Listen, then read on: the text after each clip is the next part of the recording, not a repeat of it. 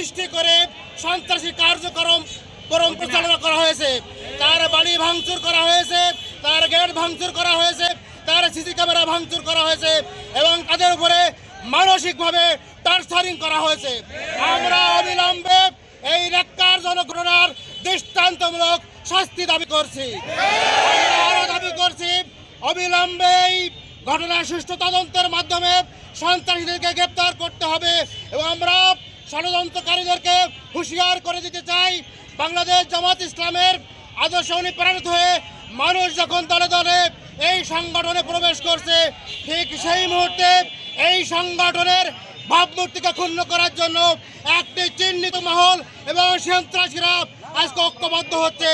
আমরা তাদেরকে স্পষ্ট জানিয়ে দিতে চাই, তোমরা যত ষড়যন্ত্র করো না করো, বাংলাদেশ জামাত ইসলামের অগ্রযাত্রাকে কখনো রোকা সম্ভব হবে না। আমি বলতে চাই, তারা আজকে আদর্শ দিয়ে আমাদেরকে মোকাবেলা করতে ব্যর্থ হয়ে আজকে তারা বাঁকা পথ বেছে নিয়েছে, সন্ত্রাসী পথ বেছে নিয়েছে।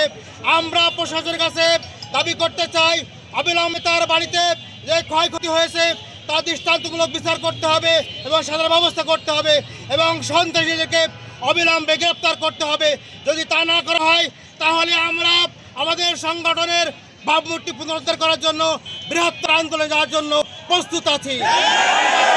সহজভাবে প্রশাসন এটাকে গ্রহণ করবে এবং আমাদের দাবির প্রতি তারা অবশ্যই শ্রদ্ধা প্রদর্শন করবে।